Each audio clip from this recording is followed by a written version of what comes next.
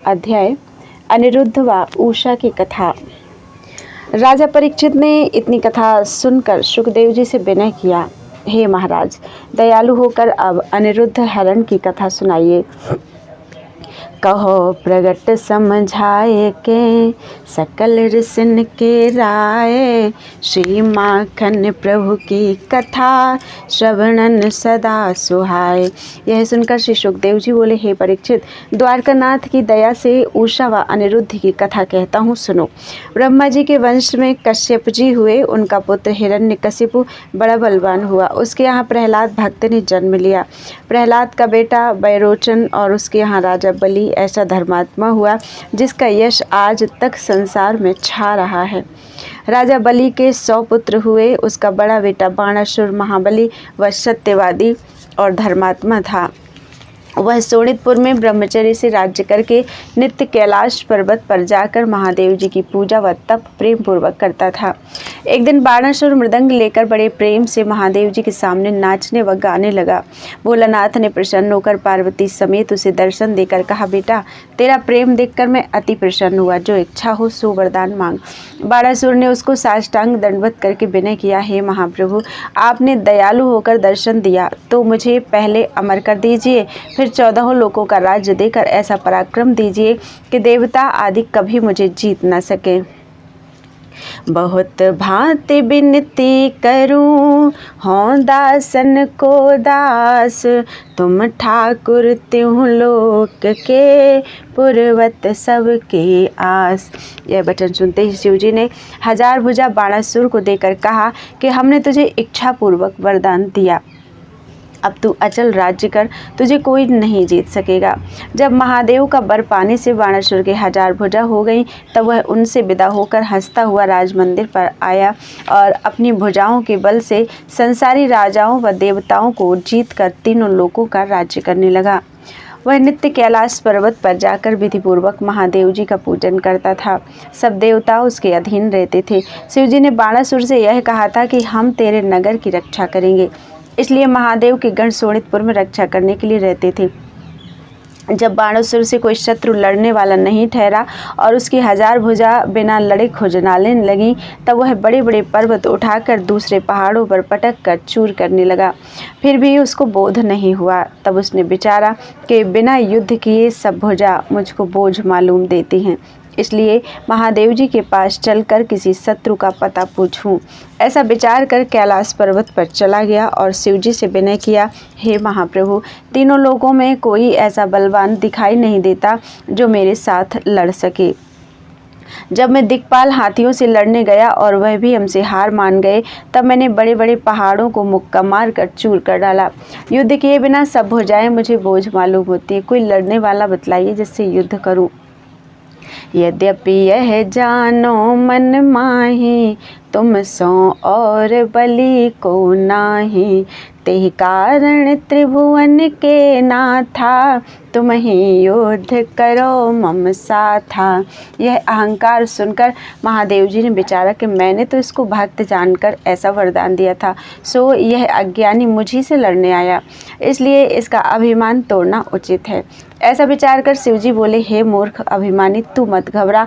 अभी तक तो 3 लोकों में ऐसा कोई बलवान नहीं है जो तेरे साथ लड़ सके, पर थोड़े दिनों में श्री कृष्ण जी अवतार लेकर तुझसे लड़ेंगे। यह वचन सुनते ही बाणासुर ने प्रसन्न होकर महादेव जी से पूछा, महाराज, मुझे उनके अवतार लेने का हाल किस तरह मालूम होगा? तब भोलेनाथ ने एक ध्वजा बाणासुर को देकर कहा कि तू इस ध्वजा को ले जाकर अपने राज मंदिर पर खड़ी कर दे। जिस दिन यह ध्वजा आप से टूट कर गिरे, उस दिन जानना कि मेरा शत्रु उत्पन्न हुआ। बाणासुर वह ध्वजा लेकर बड़े हर्ष से अपने मकान पर चला आया और उसे राजमंदिर पर खड़ा कर दिया। सदा उसे देखकर अपना शत्रु उत्पन्न होने की इच्छा रखता था।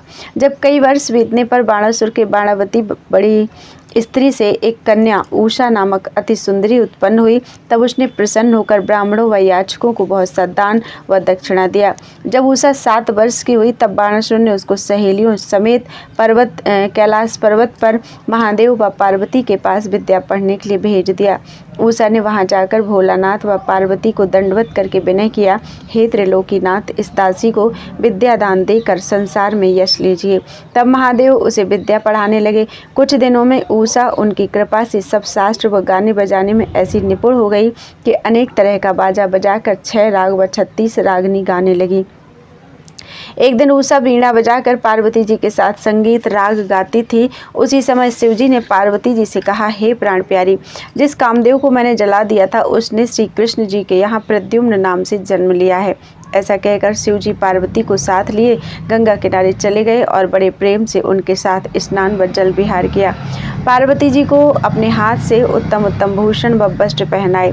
जब जगन्माता वीणा बजाकर संगीत राग उसको सुनाने लगी, उस समय महादेव जी ने प्रसन्न होकर बड़े प्रेम से पार्वती जी को गले लगा लिया। यह हाल देखकर उषा को भी इस बात की चाह हुई कि मेरा ब्याह भी हुआ होता तो इसी तरह अपने पति से विहार करती। जैसे रात्रि के बिना चंद्रमा की शोभा नहीं होती, वैसे ही पुरुष बिना स्त्री अच्छी नहीं मालूम होती।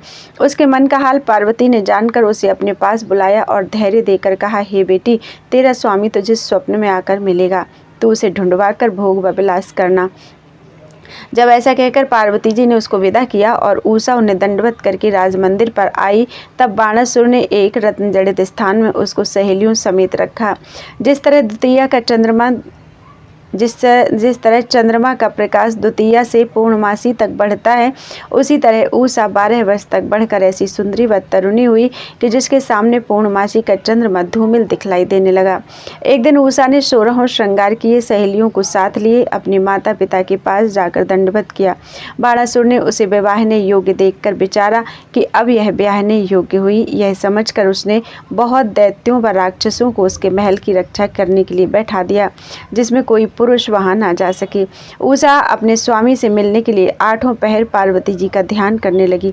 एक दिन उषा ने रात्रि को सैया पर अकेली बैठी हुई यह विचार किया कि देखें राजा मेरा विवाह कब करते हैं। जब वह इसी तरह विचारती हुई सो गई तो स्वप्न में क्या देखा कि एक पुरुष किशोर अवस्था, श्याम रंग, चंद्रमुख, कमल नयन, अति सुंदर, जड़ाऊ मुकुट सिर पर धरे, किरीट कुंडल व पीताम्बर पहने, अंग अंग पर गहना जड़ाऊ साजे, मोतियों की माला गले में डाले, रेशमी उपरना ओढ़े सामने आकर खड़ा है।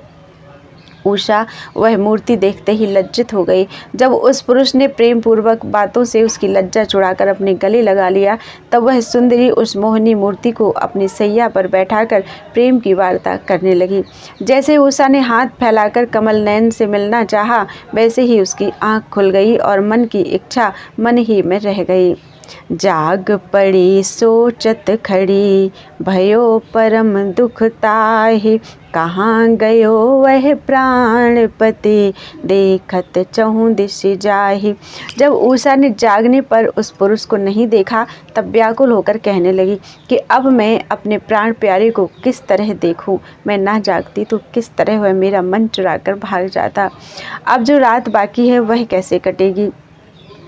बिन प्रीतम जिय निपट अचैन, देखे बिन तरसत हैं नैन, कान सुनो चाहत हैं बैन, कहाँ गए प्रीतम सुख दैन। जो स्वप्ने में फिर लख लेऊं, प्राण साथ उनके कर देऊं।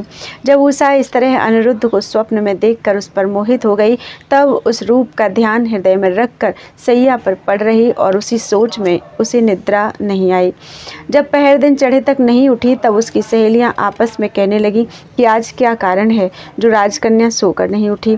जब वे सब घबराकर उषा का समाचार लेने गई, तब उसे रोती हुई व्याकुल देखकर बहुत समझाया, पर वह विरह की मारी हुई नहीं उठी। जब सहेलियों से कुंभांड की बेटी चित्ररेखा ने उषा का हाल सुना, तब उसने राजकन्या के वहां जाकर क्या देखा कि उषा छपर खट में लेटी हुई रो रही है। उसकी यह दशा देखते ही चित्ररेखा ने घबराकर पूछा, हे प्यारी, आज तुझको क्या दुख हुआ। जो इतना रोती है? अपना भेद मुझे बतलाओ तो उसका उपाय करूं। मुझे तुम्हारी दया से यह सामर्थ्य है कि 14 लोकों में जाकर जो काम किसी से ना हो वह कर लाऊं। ब्रह्मा के वरदान देने से शारदा देवी 8 पहर मेरे पास रहती हैं। उनकी कृपा से ब्रह्मादिक देवताओं को वश में कर सकती हूँ। मेरा गुण अब तक तुमको नहीं मालूम था, आज तुम्हारी दशा देखकर अपना हाल तुमसे कहा। अब तू कह सब अपनी बात, कैसे कटी आज की रात। मुझसे कपट करो मत प्यारी, पूर्ण करी हो आश तुम्हारी। अंग अंग व्याकुल महा, मानो लगो है प्रेत। कहो कपट समझाए के, कासो बाढ़्यो हेत। उषा यह प्रेम पूर्वक बात सुनकर छपर खट से उतर पड़ी और लज्जा संयुक्त उसके निकट आकर धीरे से बोली, हे सखी, मैं तुझे परम मित्र जानकर रात का हाल कहती हूँ। तू यह बात अपने मन में रखकर जो उपाय तुझसे बन पड़ी सो कीजियो। आज रात को एक पुरुष श्याम वर्ण कमल नयन अति सुंदर मेरी सैया पर आ बैठा। जब उसने प्रेम पूर्वक बातें कहकर मेरा मन हर लिया, तब मैंने भी लज्जा छोड़कर उसको गले लगाने के लिए हाथ पसारा तो जाग उठने से फिर उसको नहीं देखा। पर वह मोहिनी रूप आंखों में बस रहा है। उसका नाम व घर में कुछ भी नहीं जानती। बाकी छवि वरनी नहीं जाए, मेरो चित ले गयो चुराए। मन लाग्यो ते ही सूरत माही, एक क्षण कबहूँ भूलत नाही। जब मैं कैलाश पर्वत पर विद्या पढ़ती थी तब मुझे पार्वती जी ने कहा था कि तेरा स्वामी तुझको सपने में आकर मिलेगा, तू उसको ढूंढवा लेना। वही पति आज रात मुझे स्वप्न में मिला था, पर मैं उसे कहाँ ढूंढवाऊँ और अपना दुख किसे सुनाऊँ। पड़े नींद नैनन नहीं, धरे नहीं चित चैन। वह मूर्ति सुख धाम की, ढूंढती हूँ दिन रैन।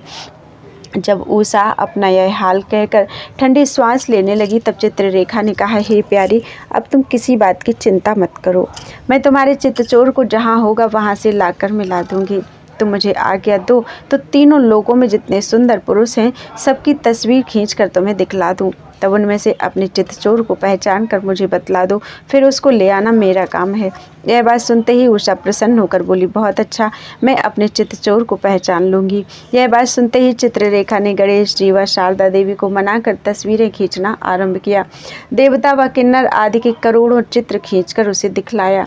जब उषा ने उनमें अपने चित्तचोर को नहीं पहचाना तब उसने श्री कृष्ण जी व प्रद्युम्न की तस्वीर लिखकर उषा को दिखलाया।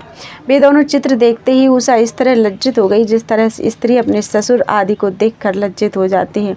वह चित्ररेखा से बोली कि मेरा चित्तचोर इन्हीं के वंश में होगा। यह वचन सुनते ही चित्ररेखा ने जैसे ही अनिरुद्ध की तस्वीर खींचकर राजदुलारी को दिखलाई वैसे ही उषा अचेत हो गई। जब उसका चित्त ठिकाने हुआ तब चित्ररेखा से बोली कि स्वप्न में यही पुरुष मेरा मन चुरा ले गया है।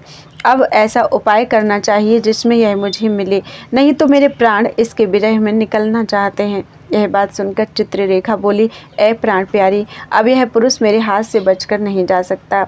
यह यदुवंशी कुल में श्री कृष्ण जी का पोता और प्रद्युम्न का बेटा अनिरुद्ध नाम द्वारकापुरी में रहता है। सुदर्शन चक्र की रक्षा करने से कोई मनुष्य, दैत्य व राक्षस श्री कृष्ण जी की आज्ञा बिना वहाँ जा नहीं सकता। यह बात सुनते ही उषा उदास होकर बोली, वहाँ का पहुँचना ऐसा कठिन है तो मेरे प्राणनाथ को किस तरह ले आओगी। चित्ररेखा ने कहा कि तू चिंता मत कर, मैं तेरे लिए एक बार उपाय करती हूँ। जब ऐसा कहने के उपरांत चित्ररेखा चील रूप बनकर वहां से उड़ती हुई द्वारकापुरी के निकट पहुंची तब उसने क्या देखा कि सुदर्शन चक्र चारों ओर घूमकर उस पुरी की रक्षा करता है और उसकी आज्ञा के बिना द्वारकापुरी में कोई जा नहीं सकता। जब यह दशा देखकर वह खड़ी हो गई तब परमेश्वर की इच्छा अनुसार नारद मुनि ने वहां आकर चित्ररेखा से पूछा कि तू यहाँ किस वास्ते आई है। जब चित्ररेखा ने नारद मुनि को दंडवत करके अपने आने का सब कारण उनसे वर्णन किया, तब नारद मुनि ने उसे एक मंत्र बतलाकर कहा कि साधु का वेश बनाकर द्वारिका में जा, तो सुदर्शन चक्र तुझे नहीं रोकेगा। जब ऐसा कहकर नारद मुनि चले गए, तब चित्ररेखा ने उसी समय वैष्णव का रूप सांगोपांग बना लिया और अंधियारी रात में श्याम घटा के साथ बिजली सी चमकती हुई द्वारकापुरी में चली गई। सुदर्शन चक्र ने वैष्णव समझकर नहीं रोका। वह ढूंढती हुई अनिरुद्ध के महल में, जहाँ वह सैया पर अकेला सोया हुआ सपने में उषा के साथ विहार कर रहा था, जा पहुंची और उनको सैया समेत उठाकर ले उड़ी। एक क्षण में उसका पलंग उषा के महल में ले जाकर रख दिया और उषा से बोली कि मैंने तुम्हारा चित्त चोर को यहाँ लाकर पहुँचा दिया, अब तुम इसके साथ विहार करो। उषा यह हाल देखकर चित्ररेखा के पांव पर गिर पड़ी और हाथ जोड़कर कहने लगी कि तू धन्य है जो मेरे चित्त चोर को क्षण भर में यहाँ लाकर अपना प्रण पूरा किया। मैं जन्म भर तेरा गुण ना भूलूंगी। यह सुनकर चित्ररेखा बोली कि संसार में परोपकार से उत्तम दूसरी बात नहीं होती। अब तुम अपने प्राणपति को जगा कर इच्छा पूरी करो। ऐसे कहकर चित्ररेखा अपने घर चली गई और उषा डर व लज्जा से मन में कहने लगी कि किस तरह इनको जगाकर अपना मनोरथ पूर्ण करूं। फिर कुछ सोच विचार कर जब राजकुमारी मीठे स्वरों से बीन बजाने लगी, तब अनिरुद्ध ने जाकर चारों ओर देखा तो अपने को दूसरे स्थान में पाकर मन में कहा कि मुझको यहाँ कौन पलंग समेत ले आया। पहले श्री प्रद्युम्न की सुनी हती हम बात, ताही विधि मोको भयो जानो कछूत पात। अनिरुद्ध तो यह सोच विचार कर रहा था और उषा अपने प्राणनाथ को जागते देखकर उनका रूप रस आंखों की राह पीने लगी। अनिरुद्ध ने उस सुंदरी को देखकर कहा, हे प्राण प्यारी, तुम कौन हो, मुझे क्यों उठा ले आई हो। जब उषा इस बात का कुछ उत्तर ना देकर लज्जा से कोने में सिमट गई, तब अनिरुद्ध ने उसका हाथ पकड़कर अपनी सैया पर बैठा लिया और प्रेम भरी बातें कहकर उसकी लज्जा छुड़ा दिया। जब दोनों ने आपस में गंधर्व विवाह करके अपने मन की इच्छा पूरी की, तब अनिरुद्ध ने उषा से हंसकर पूछा, हे प्राण प्यारी, तूने मुझे किस तरह देखकर यहाँ मंगवाया। यह सुनकर उषा बोली कि मैं तुम्हें स्वप्न में देखकर अति मोहित हो गई थी, सो चित्ररेखा तुम्हारे विरह में मुझे व्याकुल देखकर ना मालूम तुमको यहाँ किस तरह ले आई। यह बात सुनकर अनिरुद्ध बोले कि हे प्राण प्यारी, आज मैं भी तुझे स्वप्न में देखकर तेरे साथ विहार कर रहा था, सो ना मालूम कौन मुझे यहाँ उठा लाया। जब मैं वीणा का शब्द सुनकर जागा, तब तुझे देखा। जब इसी तरह सुख व विलास करते हुए सवेरा हो गया, तब उषा ने अनिरुद्ध को अपनी सखी व सहेलियों से छिपाकर कहीं अलग रखा और उसकी सेवा आप करने लगी। कई दिन बीतने पर अनिरुद्ध का हाल सब सहेलियों को प्रकट हो गया। उषा उन्हें 36 प्रकार के व्यंजन खिलाकर उत्तम उत्तम भूषण व वस्त्र पहनाने लगी। मैन पुत्र सुख दैन का, प्रेम पगी दिन रैन, काम कलोल करें सदा, बोलत अमृत वैन। एक दिन उषा व अनिरुद्ध आपस में चौपड़ खेल रहे थे। उसी समय उषा की माता अपनी कन्या को देखने आई तो अनिरुद्ध की सुंदरता देखते ही अति प्रसन्न होकर दबे पांव फिर गई और उषा व अनिरुद्ध यह भेद न जानकर ज्यों के त्यों खेलते रहे। 4 महीने अनिरुद्ध के रहने का हाल छिपा रहा। एक दिन उषा ने अनिरुद्ध को सोया हुआ देखकर यह विचारा कि मेरे बाहर न जाने से सब लोग संदेह करेंगे। ऐसा विचार कर उषा अपने रंग महल का द्वार खोलकर बाहर निकली और क्षण भर में फिर बंद करके भीतर चली गई। यह देखकर उस महल के चौकीदारों ने आपस में कहा कि देखा भाई, आज क्या कारण है जो राजकन्या इतने दिनों पर बाहर निकलकर फिर पलटे पैर महल में चली गई। यह बात सुनकर दूसरा द्वारपालक बोला कि मैं कई दिन से उषा के रंग महल 8 पहर बंद देखकर वहाँ किसी पुरुष के बोलने व चौपड़ खेलने का शब्द सुनता हूँ। यह सुनकर दूसरे ने कहा कि यह बात सच है तो चलो बाणासुर से कह दें। दूसरा बोला कि राजकन्या की चुगली खाना नहीं चाहिए, चुपचाप बैठे रहो, होने वाली बात आप प्रकट हो जाएगी। जिस समय द्वारपालक आपस में चर्चा कर रहे थे, उसी समय राजा बाणासुर अनेक सूरवीरों समेत टहलता हुआ वहां आ निकला और महादेव जी की दी हुई ध्वजा महल पर न देखकर चौकीदारों से उसका हाल पूछा तो द्वारपालों ने कहा कि महाराज, बहुत दिन हुए वह ध्वजा आपसे टूट कर गिर पड़ी। यह बात सुनते ही बाणासुर प्रसन्न होकर शिव जी का वचन याद करके बोला कि ध्वजा गिरने से मालूम होता है कि मेरा शत्रु उत्पन्न हुआ। यह वचन बाणासुर के मुख से निकलते ही एक चौकीदार ने हाथ जोड़कर विनय किया, हे पृथ्वीनाथ, राजकन्या के महल में कई दिन से एक पुरुष के हंसने व बोलने का शब्द सुनता हूँ। पर यह नहीं जानता कि वह कौन है और किस राह से आया। यह सुनते ही बाणासुर क्रोधित होकर शस्त्र लिए दबे पांव ऊषा के महल में चला गया तो क्या देखा कि एक पुरुष श्याम रंग अति सुंदर ऊषा की पलंग पर सो रहा है। उसका रूप देखते ही बाणासुर ने प्रसन्न होकर कहा, यह ऊषा के ब्याह करने योग्य है। पर इस बात की लज्जा समझकर महल से बाहर चला आया और अपने साथियों से बोला कि मेरा शत्रु अभी सो रहा है, सोते हुए को मारना नहीं चाहिए। तुम लोग यह महल घेरे खड़े रहो जिसमें वह भाग न पावे। जब सोकर उठे तब मुझसे आकर कहना। यह आज्ञा देकर बाणासुर अपनी सभा में चला आया और बहुत सी सेना ऊषा का मकान घेरने के लिए भेजकर उनसे कहा कि तुम लोग चलो, मैं भी वहां आता हूं। उसकी आज्ञा पाते ही हजारों योद्धाओं ने जाकर ऊषा का रंग महल घेर लिया। अनिरुद्ध और ऊषा जागकर आपस में चौपड़ खेलने लगे। एक चौकीदार ने जाकर बाणासुर से कहा कि आपका शत्रु नींद से जागा है। यह समाचार पाते ही उसने तलवार व त्रिशूल लिए हुए ऊषा के द्वारे पर आकर ललकारा, तू कौन चोर राजमंदिर में घुसा है? जल्दी निकल कर मेरे सामने आ तो तुझे दंड दूं। अब तू यहाँ से जीता बचकर अपने घर जा नहीं सकता। जब ऊषा ने बाणासुर का शब्द सुना तब डरती व कांपती हुई अनिरुद्ध से बोली, हे प्राणनाथ, मेरे पिता बहुत दैत्यों के साथ लेकर तुमको पकड़ने के लिए आए हैं। अब तुम उसके हाथ से किस तरह बचोगे? यह बात सुनते ही अनिरुद्ध ऊषा को धैर्य देकर बोले, हे प्राण प्यारी, तुम देखती रहो, मैं एक क्षण में सब दैत्यों को मार डालूंगा। ऐसा कहकर जैसे ही अनिरुद्ध ने कुछ मंत्र पढ़ा वैसे ही 108 हाथ का पत्थर उनके पास पहुंचा। अनिरुद्ध जी ने शिला हाथ में ली और बाहर निकलकर बाणासुर को ललकारा। वह अपने शूरवीरों समेत इस तरह अनिरुद्ध पर झपटा जिस तरह शहद की मक्खियां छत्ता उड़ाने वाले झुंड का झुंड झपटती हैं।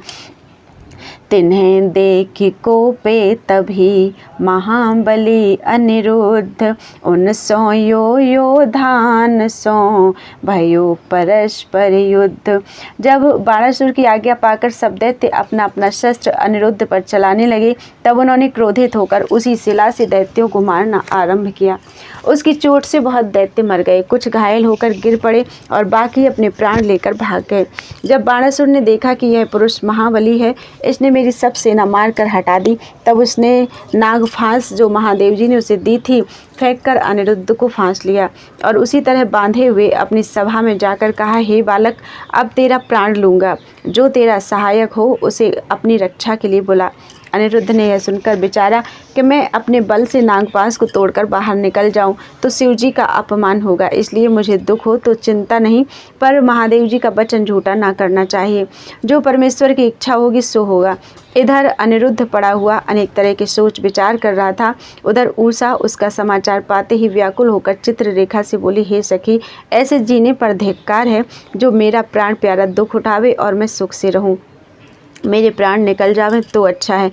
जब ऐसा कहकर उषा अति विलाप करने लगी तब चित्ररेखा उसे धैर्य देकर बोली, तू कुछ चिंता मत कर, तेरे पति का कोई कुछ नहीं कर सकता। अभी श्याम व बलराम जी यदुवंशियों को साथ लेकर शोणितपुर में आवेंगे और सब दैत्यों को मारकर तुझे अनिरुद्ध समेत द्वारिका को ले जाएंगे। जिस राजकन्या को सुंदरी सुनते हैं उसे बिना ले गए नहीं रहते। अनिरुद्ध उन्हीं श्री कृष्ण जी का पोता है जो कुंडनपुर से शिशुपाल व जरासंध आदि बड़े बड़े प्रतापी राजाओं को जीतकर राजा भीष्मक की बेटी रुक्मिणी को हर कर ले गए थे। चित्ररेखा की यह बात सुनकर उषा बोली, हे सखी, अपने प्राणनाथ को नागफांस में बंधे सुनकर मेरा कलेजा जला जाता है। मुझे खाना पीना और सोना बैठना कुछ अच्छा नहीं लगता। बाणासुर चाहे मुझको भी अनिरुद्ध के साथ मार डाले तो अच्छा है, पर इस महादुख में मुझसे उनका साथ छोड़ा नहीं जाता। ऐसा कहकर उषा महल के बाहर चली आई और लज्जा छोड़कर राजसभा में अनिरुद्ध के पास जा बैठी। यह हाल सुनते ही बाणासुर ने अपने बेटे स्कंद को बुलाकर कहा कि तुम अपनी बहन को यहाँ से ले जाकर घर में बैठा रखो, उसको बाहर मत निकलने दो। यह वचन सुनते ही स्कंद ने उषा के पास जाकर क्रोध से कहा कि तूने लोकलाज छोड़कर अपने माता पिता का नाम डुबाया, मैं तुझे अभी मार डालता, पर क्या करूं, पाप होने को डरता हूं। उषा ने उत्तर दिया, हे भाई, जो चाहो सो कहो और करो, मैंने तो पार्वती जी के वरदान से यह पति पाया है। अब इनको छोड़कर दूसरे से विवाह करूं तो संसार में अपने को कलंक लगाऊं। विधाता ने जो वर मेरे भाग्य में लिख दिया था वह मुझे मिला। इनके साथ चाहे मेरा भला हो या बुरा, इनके सिवा मैं दूसरे को नहीं चाहती। जब स्कंद ने उषा की यह बात सुनी तब बरजोरी उसका हाथ पकड़कर महल में ले गया और उस पर चौकी पहरा रखकर फिर उसे अनिरुद्ध के पास जाने नहीं दिया। अनिरुद्ध को वहां से दूसरे मकान में ले जाकर हथकड़ी व बेली डालकर कैद कर रखा। इधर तो अनिरुद्ध उषा के विरह में व्याकुल रहने लगे और उधर उषा ने भी उनके विरह सागर में डूबकर खाना पीना छोड़ दिया। जब कई दिन उपरांत अनिरुद्ध ने चित्ररेखा का कहना याद करके नारद मुनि का ध्यान किया, तब नारद जी ने उसी समय पहुंचकर अनिरुद्ध से कहा, हे बेटा, तुम किसी बात की चिंता मत करो। श्री कृष्ण जी, आनंद कंद व बलराम जी यदुवंशियों समेत यहाँ आकर तुझे छुड़ा ले जाएंगे। अनिरुद्ध को ऐसा धैर्य देने के उपरांत नारद मुनि ने बाणासुर से जाकर कहा कि हे राजन, जिसको तुम बांध कर अपने यहाँ कैद कर रखे हो वह अनिरुद्ध नामक प्रद्युम्न का बेटा और श्री कृष्ण जी का पोता है। तुम यदुवंशियों का प्रताप अच्छी तरह जानते हो, जैसा उचित हो वैसा करो, मैं तुम्हारे कल्याण के लिए कहने आया हूँ। बाणासुर यह वचन सुनकर अभिमान से बोला, हे मुनिनाथ, मैं सब कुछ जानता हूँ, तुम्हारे आशीर्वाद से उन्हें देख लूँगा। नारद मुनि उसका कुछ उत्तर न देकर वहाँ से चले गए। बोलो वृंदावन बिहारी लाल की जय। 63वां अध्याय, श्याम सुंदर और बाणासुर का युद्ध। सुखदेव जी बोले, हे परीक्षित, जब अनिरुद्ध को 4 महीने से अधिक हो गए और उनका पता नहीं मिला, तब एक दिन प्रद्युम्न आदि यदुवंशी श्याम व बलराम के पास बैठकर बड़ी उदासी से अनिरुद्ध की चर्चा करने लगे। मुरली मनोहर ने सब वृत्तांत जानने पर भी उनका कुछ हाल अपने बेटे व पतोहू से नहीं बतलाया, परंतु उनकी इच्छा से उसी समय नारद मुनि वहां आ पहुंचे। उनको देखते ही सब छोटे बड़ों ने दंडवत करके सम्मानपूर्वक बैठाया। तब नारद जी ने प्रद्युम्न आदि को उदास देखकर पूछा कि आज तुम लोग मलिन क्यों दिखलाई देते हो। यह बात सुनते ही श्री कृष्ण जी ने हाथ जोड़कर विनय किया, हे मुनिनाथ, आप चारों ओर घूमते हैं, कुछ हाल अनिरुद्ध का मालूम हो तो बतलाइए, जिसमें हम लोगों का सोच छूट जाए। उसको पलंग समेत कोई उठा ले गया, उसका कुछ पता नहीं लगता। यह वचन सुनकर नारद मुनि बोले कि तुम लोग चिंता मत करो, अनिरुद्ध जी शोणितपुर में जीते हैं। उन्होंने वहाँ जाकर बाणासुर की बेटी से भोग किया था, इसी वास्ते राजा ने नागफास से उनको बांधकर अपने यहाँ कैद कर रखा है। बिना युद्ध किए अनिरुद्ध को नहीं छोड़ेगा।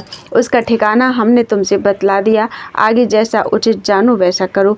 जब नारद मुनि यह कहकर ब्रह्मलोक को चले गए, तब श्याम व बलराम ने राजा उग्रसेन के पास जाकर सब हाल वर्णन किया। राजा बोले, तुम हमारी सब सेना अपने साथ लेकर अभी शोणितपुर को जाओ और जिस तरह बन पड़े उस तरह अनिरुद्ध को मेरे पास अभी ले आओ। यह आज्ञा पाते ही श्याम सुंदर प्रद्युम्न समेत गरुड़ पर बैठकर शोणितपुर को चले और बलराम जी ने 12 अक्षौहिणी सेना साथ लेकर शोणितपुर पर चढ़ाई की। उस समय ऐसी शोभा उनकी मालूम देती थी जिसका हाल तुमसे कहाँ तक वर्णन करूं। बलदाऊ जी की राह में बाणासुर के सब किला व नगर तोड़ते व लूटते हुए शोणितपुर में पहुंचे और श्याम सुंदर व प्रद्युम्न भी उनसे आ मिले। बाणासुर के सेवक ने दैत्य संघरण की सेना देखते ही अपने स्वामी के पास जाकर विनय किया, महाराज, श्याम व बलराम तुम्हारा नगर लूटते व उजाड़ते हुए बड़ी भारी सेना साथ लेकर चढ़ाए हैं और शोणितपुर को उन्होंने चारों ओर से घेर लिया है।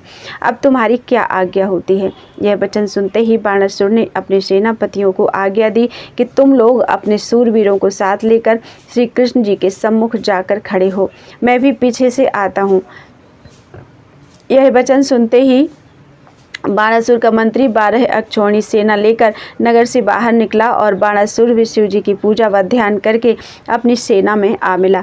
बाणासुर के ध्यान करते ही महादेव जी को मालूम हुआ कि इस समय मेरे भक्त पर कुछ दुख पड़ा है, इसलिए वहां चलकर उसकी सहायता करनी चाहिए।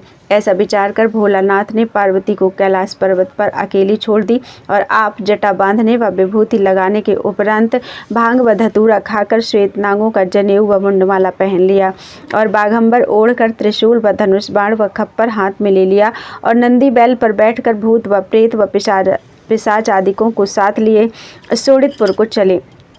जब भोलानाथ कानों में गजमुक्ता व मुद्रा डाली व मस्तक पर चंद्रमा व सिर पर गंगाजी धारण किए और लाल लाल नेत्र निकाले गाते बजाते अपनी सेना को नचाते हुए बाणासुर के निकट क्षण भर में आ पहुँचे, तो उनको देखते ही बाणासुर चरणों पर गिर पड़ा और हाथ जोड़कर बोला, हे कृपा निधान, इस महाकष्ट में आपके बिना कौन मेरी सुधि ले। तुम्हारे प्रताप के सामने यादव लोग अब मेरा क्या कर सकते हैं। यह बात शिव जी से कहकर बाणासुर ने श्याम व बलराम की सेना में कहला भेजा कि हमारा तुम्हारा अकेला धार्म युद्ध हो। यह बात वैकुंठनाथ ने मानकर एक एक मनुष्य का युद्ध दोनों ओर से ठहराया। श्याम सुंदर व भोलानाथ से और बाणासुर व सात्यकी से युद्ध होने लगा। स्वामी कार्तिक अति बले, जिनको जग में नाम, तिन सौ और प्रद्युम्न सौ होन लग्यो संग्राम। बलराम जी व कुंभांड मंत्री से, बाणासुर के बेटे स्कंद व मुरली मनोहर के पुत्र चारुदेशनु से और बाणासुर के दूसरे मंत्री कुंभकर्ण से व सांब से युद्ध हुआ। जब इसी तरह सब सूरवीर अपनी अपनी जोड़ी से अनेक शस्त्र लेकर लड़ने लगे, दोनों सेना में मारू बाजा बजने लगा। ब्रह्मादिक देवता अपने अपने विमानों पर बैठकर युद्ध देखने के लिए आए। तब शिवजी ने जैसे ही पिनाक धनुष पर ब्रह्म बाण रखकर चलाया, वैसे ही द्वारिकानाथ ने सारंग कमान से तीर मारकर उनका बाण काट डाला। जब शिवजी ने बाण चलाकर बड़ी आंधी प्रकट की, तब वृंदावन बिहारी ने अपनी महिमा से उस आंधी को मिटा दिया। फिर कैलाशपति ने यादव वंशियों की सेना में अग्निबाण चलाया, तो श्याम सुंदर ने जल बरसाकर उस बाण की अग्नि बुझा दी और एक बाण अग्नि के समान ऐसा छोड़ा कि महादेव की सेना में सबका शरीर मूछ दाढ़ी समेत जलने लगा। तब भोलानाथ ने अपनी महिमा से पानी बरसाकर जले व अधजले भूत प्रेतों को ठंडा किया और क्रोधित होकर नारायणी बाण चलाने के लिए तरकश से बाहर निकाला। फिर कुछ सोच विचार कर रख दिया। उस समय दैत्य संघारण आलस से बाण छोड़कर शत्रु की सेना को इस तरह काटने लगे जिस तरह किसान लोग ज्वार का खेत काट डालते हैं। यह दशा देखकर जब महादेव जी ने 3 बाण श्याम सुंदर पर चलाए, तब लक्ष्मीपति ने उन तीरों को भी काट कर एक तीर ऐसा मारा कि जिसके लगने से शिवजी गिर पड़े और जमुहाई लेने लगे। बाणासुर के काज स्यो कीन्ह्यो बहुत उपाय, माखन प्रभु भगवान से केहि विधि जीतो जाए। जब स्वामी कार्तिक ने बड़ा भारी युद्ध प्रद्युम्न से किया, तब प्रद्युम्न जी ने 3 बाण उस मुरैले के जिस पर स्वामी कार्तिक चढ़े थे ऐसे मारे कि वह मुरैला रणभूमि छोड़कर आकाश में उड़ गया। जब स्वामी कार्तिक आकाश से यदुवंशियों को तीर मारने लगे, तब प्रद्युम्न जी ने मुरली मनोहर से आज्ञा लेकर मारे तीरों के उस मुरैले को स्वामी कार्तिक समेत पृथ्वी पर गिराकर अचेत कर दिया। बलराम जी व सांब ने बाणासुर के दोनों मंत्री मार डाले। यह दशा देखते ही बाणासुर सात्विकी से लड़ना छोड़कर केशव मूर्ति के सामने आया और 500 कमान जो अपने हाथों में लिए था 2-2 बाण एक एक धनुष पर रखकर सावन भादों की बूंदों के समान श्याम सुंदर पर बरसाने लगा। उस समय बैकुंठनाथ ने अपने तीर से उसके सब बाण काटकर एक तीर ऐसा मारा कि बाणासुर के 500 कमान कटकर पृथ्वी पर गिर पड़े और उसका सारथी घोड़ों समेत मर गया। यह दशा देखते ही जब बाणासुर रणभूमि छोड़कर पैदल भागा और दैत्य संघारण ने अपना रथ उसके पीछे दौड़ाकर पंचजन्य शंख विजय का बजाया, तब बाणासुर की माता कोटरा बेटे के भागने का हाल सुनकर अपने पुत्र को बचाने के लिए राजमंदिर से नंगे पैर दौड़ती हुई रणभूमि में आई। तुरत आए ठाड़ी भई माखन प्रभु के तीर, पुत्र हेतु व्याकुल महा कीन्हे नग्न शरीर। नंगी स्त्री का देखना मना है। धर्मशास्त्र में लिखा है कि एक बार पर स्त्री को नंगी देखकर जब तक 3 बार कड़वे तेल से आंखें ना धोवे तब तक उसका दोष नहीं छूटता। इसलिए श्री कृष्ण जी ने कोटरा को नंगी देखना उचित ना जानकर अपना सिर नीचे करके आंखें बंद कर लिया।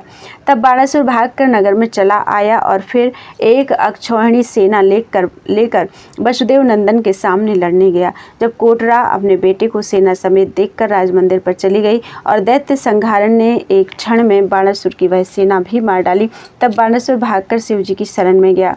भोलानाथ ने अपने भक्त को अति व्याकुल व आरत देखा तो क्रोधित होकर विषम ज्वर, काला रंग, जिसके 3 सिर व 3 पैर व 3 आँखें व 6 हाथ थे, श्याम सुंदर की सेना में छोड़ा।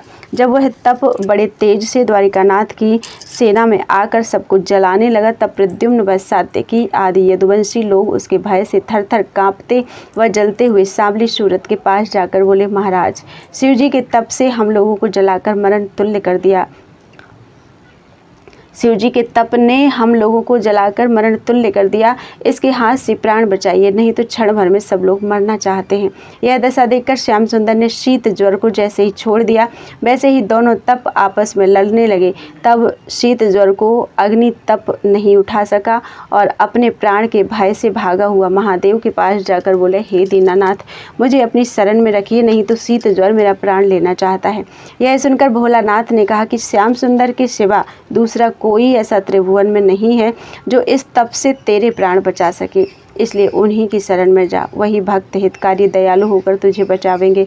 यह वचन सुनते ही अग्नि तप श्री कृष्ण जी के चरणों पर गिर पड़ा और अधीनता से विनय किया कि हे कृपा सिंधु पतित पावन, मेरा अपराध क्षमा करके अपने तप के हाथों से प्राण बचाइए।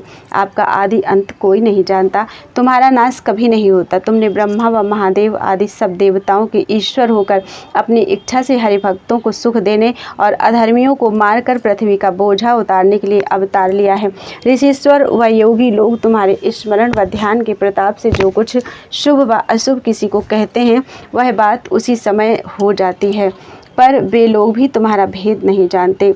आप सब लीला संसारी जीवों को भवसागर पार उतारने के लिए करते हैं। आप लक्ष्मीपति व सबसे उत्तम होकर तीनों लोगों को उत्पन्न पालन व नाश करने वाले हैं। माखन प्रभु भगवान की स्तुति कही न जाए, सर्वरूप सर्वात्मा सब घट रहियो समाए। हे दीनानाथ, आप जिस तरह शरण आए पर दयालु होकर अपराध क्षमा करते हैं, उसी तरह मुझे बड़ा दुखी व दीन जानकर शीत ज्वर के हाथ से मेरे प्राण बचाइए। तीनों लोकों में तुम्हारे सिवा कोई दूसरा मुझे अपनी रक्षा करने वाला दिखलाई नहीं देता। माखन प्रभु करतार की महिमा अमित अपार, तप्त शीत व्यापे तहाँ जहाँ न नाम तुम्हार। यह दीन वचन सुनकर वसुदेव नंदन ने कहा कि अब मेरी शरण में आने से तेरा प्राण बचा और तेरा अपराध मैंने क्षमा किया, पर आज से हमारे सेवक व हरि भक्तों को कभी दुख ना देना। जो कोई यह कथा मेरी व तेरी सच्चे मन से कहे व सुनेगा, उसको किसी तरह का तप हो तो छूट जाएगा। अब महादेव जी के पास चला जा। यह बात सुनते ही अग्नि ज्वर श्याम सुंदर से विदा होकर भोलानाथ के पास चला गया। यदुवंशी लोग अच्छे हो गए। बाणासुर जो भाग गया था, फिर अनेक शस्त्र अपने 1000 हाथ में लेकर श्याम सुंदर के सम्मुख आया और ललकार कर कहने लगा कि अभी तक युद्ध करने से मेरा मन नहीं भरा, तुम सावधान होकर मेरे साथ लड़ो। जब वह अभिमानी ऐसा कहकर मुरली मनोहर पर शस्त्र चलाने लगा, तब दैत्य संघारण ने क्रोधित होकर सुदर्शन चक्र से कहा कि 4 हाथ बाणासुर के छोड़कर और सब भुजाएं काट डालो। यह आज्ञा पाते ही सुदर्शन चक्र बाणासुर की भुजाएं इस तरह काट कर गिराने लगा जिस तरह कोई मनुष्य क्षण भर में वृक्ष की पतली पतली डाली काट डालता है। जब बाणासुर की यह दशा देखकर उसके अंग से नदी रूपी लोहू बहने लगा, तब उसने लज्जित होकर शिवजी से विनय किया कि हे भोलानाथ, मैंने अपने अभिमान का दंड पाया, अब तुम्हारे सिवा कोई दूसरा मेरे प्राण बचा नहीं सकता। यह दीन वचन सुनकर महादेव जी ने विचारा कि अब इसका गर्भ टूट गया, इसलिए अपने भक्त के प्राण बचाना चाहिए। ऐसा विचारते ही कैलाशपति बाणासुर को साथ लेकर वेद स्तुति करते हुए द्वारिकानाथ के पास गए और बाणासुर को उनके चरणों पर गिरा दिया। हाथ जोड़ ठाड़े भये हरि के सम्मुख जाए, बाणासुर के काज स्यो स्तुति करे सुनाए। हे दीन दयालु त्रिलोकीनाथ, तुम जड़ व चैतन्य के मालिक होकर सब जीवों की उत्पत्ति व पालन व नाश करते हो। तुम्हारी लीला व कामों की कोई गिनती नहीं कर सकता। तुम केवल पृथ्वी का भार उतारने, हरि भक्तों को सुख देने और अधर्मियों को मारने के लिए अपनी इच्छा से सगुण अवतार लेते हो।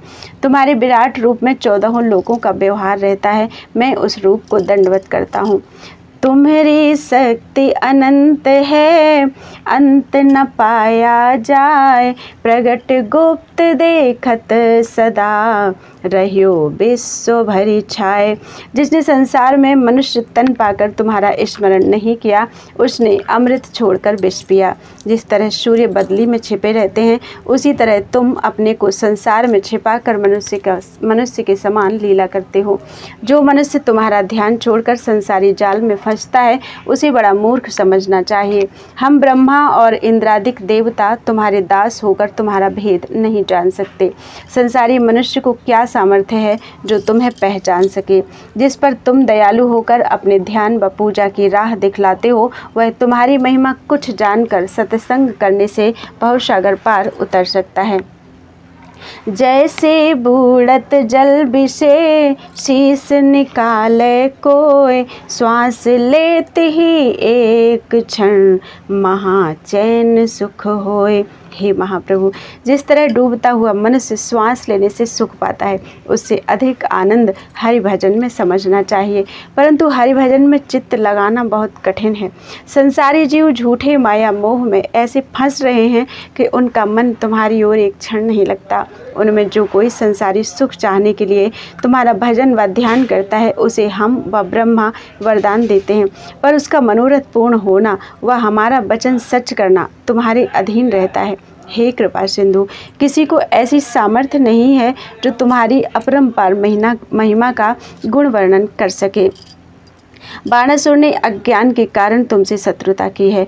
अब मुझे आपके पास सिफारिश करने के लिए भेजा है, सो मुझ पर दयालु होकर इसका अपराध क्षमा कीजिए और उसको अपने भक्त प्रहलाद के कुल में जानकर अभयदान दीजिए।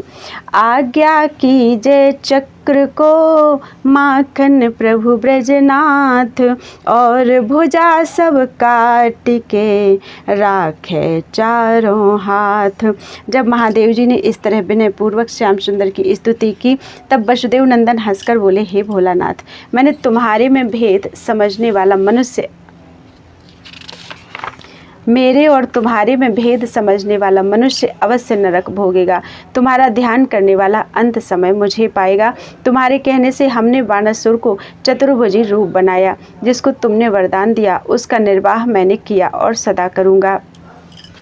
आयसु दीन्ही चक्र को ऐसी विधि हरिनाथ, बाणासुर भुज काट के राखो चारों हाथ। हे कैलाशपति, मैंने बाणासुर के परदादा प्रहलाद भक्त से यह प्रतिज्ञा की थी कि तेरे वंश को अभयदान दिया, इसलिए तुम ना कहते तो भी इसके प्राण ना लेता।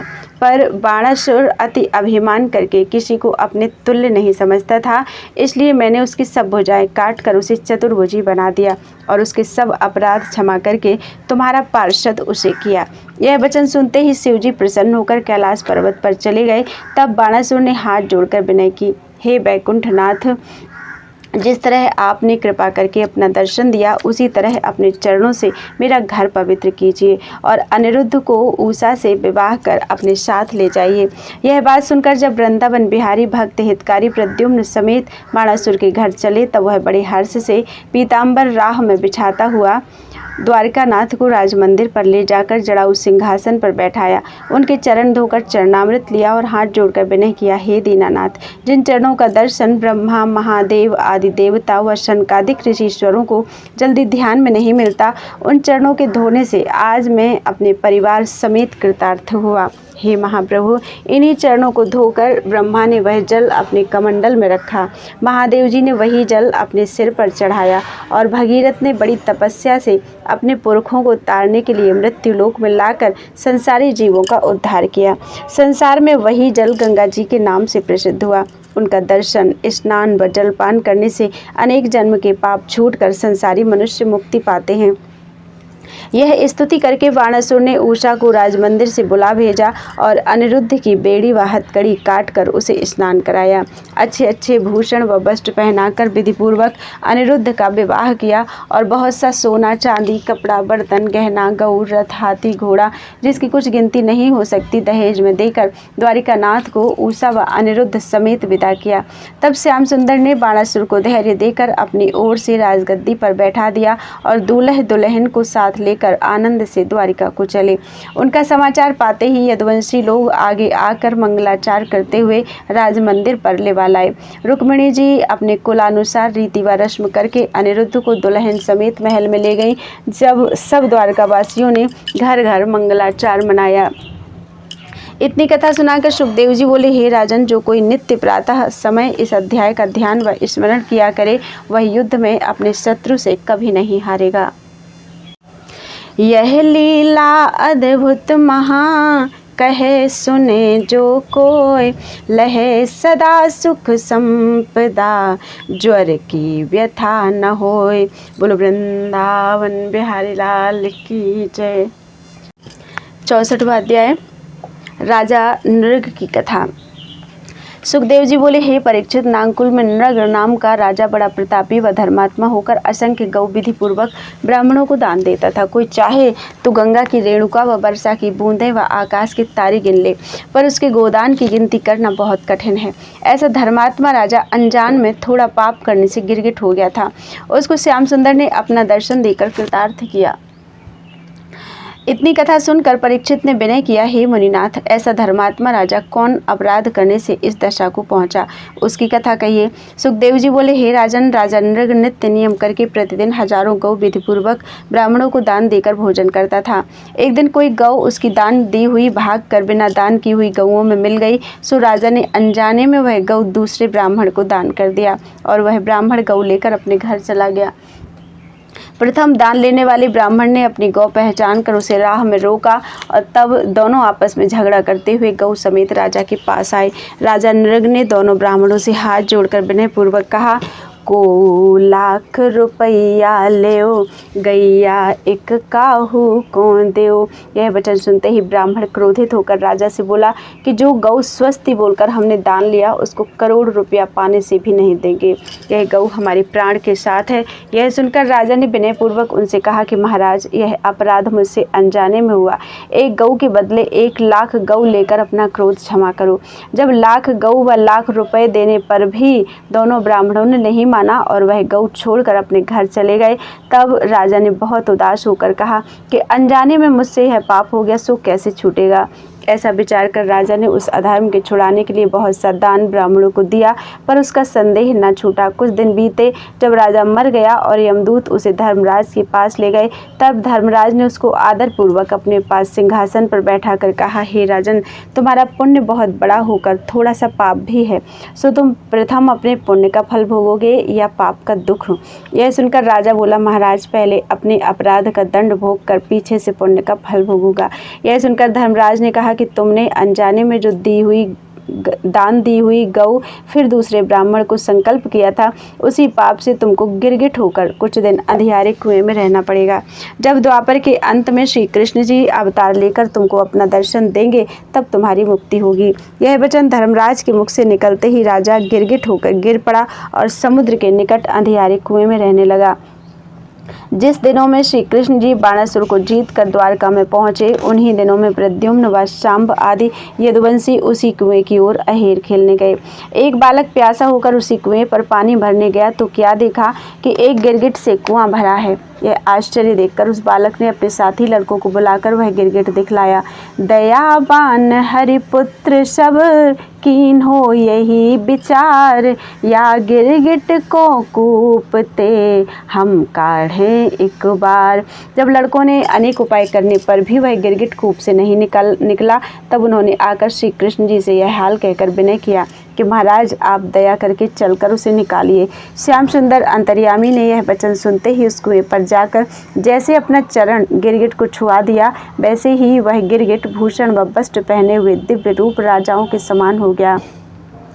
ताके माथे मुकुट की शोभा कही न जाए, मानो आभा सूर्य की रही चहूँ दिश छाए। वह कुएं से निकलकर हरि चरणों पर गिर पड़ा और हाथ जोड़कर बोला, हे वैकुंठनाथ, आपने मुझे महाविपत्ति में दर्शन देकर कृतार्थ किया। तुम्हारे सिवा मुझे जैसे अधर्मी को सुख देने वाला तीनों लोकों में कोई नहीं है। जब इसी तरह राजा नृग श्याम सुंदर की बहुत स्तुति करने लगा, तब प्रद्युम्न आदि लड़कों ने यह अचंभा देखकर मुरली मनोहर से पूछा, हे महाप्रभु, यह कौन है और किस अपराध से गिरगिट हुआ था? इसका भेद कहिए जिसमें हमारा संदेह छूट जाए। यह वचन वृंदावन बिहारी ने सुनकर राजा नृग से पूछा, तुम कोई देवता व किसी देश के राजा होकर गिरगिट तन में क्यों पड़े थे? नृग ने हाथ जोड़कर विनय किया, हे अंतर्यामी, तुमसे कुछ छिपा नहीं है, पर तुम्हारी आज्ञा से अपना वृत्तांत कहता हूँ, सुनिए। पूर्व जन्म में मैं राजा इक्ष्वाकु का बेटा नृग नाम का बड़ा प्रतापी होकर नित्य 10,000 गौ विधि पूर्वक गृहस्थ व वेद पाठी ब्राह्मणों को दान देता था। गौ के सिवा बहुत से मकान बनवाकर सब वस्तु संयुक्त संकल्प देकर ब्राह्मणों की कन्याओं का विवाह करा दिया करता था। बड़े बड़े ढेर अन्न व मिठाई के ब्राह्मणों को दान देकर बहुत से देव स्थान व जलाशय संसारी जीवों को पानी पीने के लिए बनवा दिए थे। जगत में मेरे दान व शुभ कर्म करने की ऐसी कीर्ति फैली जिसका वर्णन नहीं कर सकता।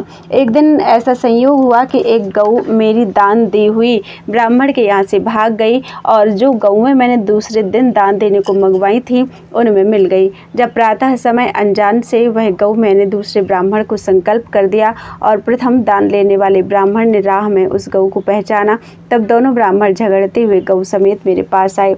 मैंने उनसे हाथ जोड़कर कहा कि मुझसे लाख रुपया या लाख गऊ उसके बदले लेकर अपना झगड़ा छोड़ दो, पर उन दोनों ने नहीं माना और गऊ छोड़कर अपने घर चले गए। जाते समय मुझे शाप दिया कि तू गिरगिट के समान सिर हिलाता है, इसलिए गिरगिट हो जा। जब कुछ दिन बीते मैं मर गया, तब उसी शाप से धर्मराज ने मुझे गिरगिट तन देकर इस कुएं में डाल दिया और विनय करने पर यह कहा कि श्री कृष्ण जी के दर्शन पाने से तेरी मुक्ति होगी।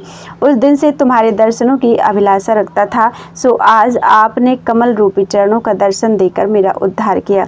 जिस तरह आपने मुझ ऐसे अधर्मी को अपना दर्शन देकर कृतार्थ किया, उसी तरह दयालु होकर ऐसा वरदान दीजिए कि तुम्हारे चरणों की भक्ति मुझे बनी रहे।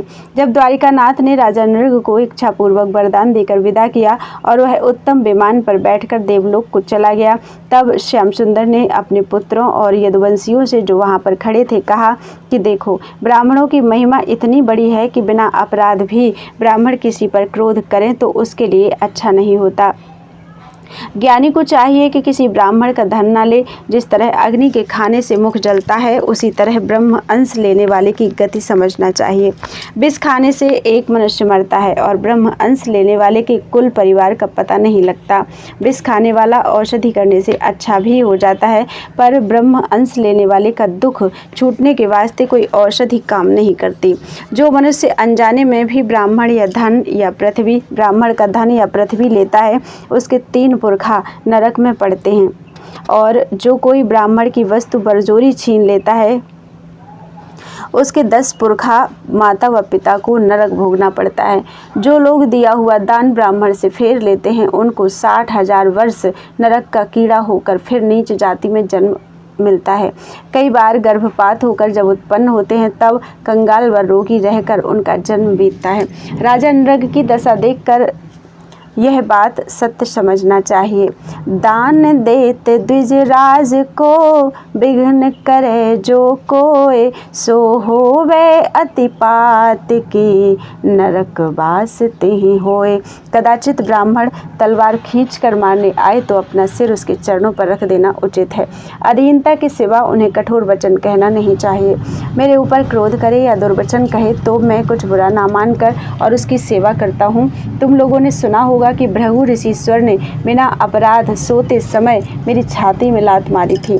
तब मैं उनका पैर यह समझकर दाबने लगा कि मेरी छाती की चोट से उनके ना लगी हो, मेरी छाती की चोट उनके ना लगी हो। यह समझकर ब्राह्मण का सम्मान करना उचित है। ब्राह्मण के प्रसन्न होने से लोक व परलोक दोनों बनता है। ब्राह्मण से झूठ बोलना और ब्याज लेना नहीं चाहिए।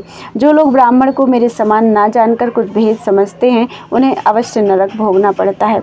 ब्राह्मणों को मानने वाले मेरे चरणों की भक्ति पाकर परम पद को पहुँचते हैं, इसलिए तुम लोग मेरे कहने का प्रमाण किया करो। ऐसी विधि समझाए के, माखन प्रभु यदुराय, यदुवंशिन को साथ ले, मंदिर पहुँचे आए। जब श्याम सुंदर ने राजा उग्रसेन से यह सब हाल कहा, तब उन्होंने ब्राह्मणों को बहुत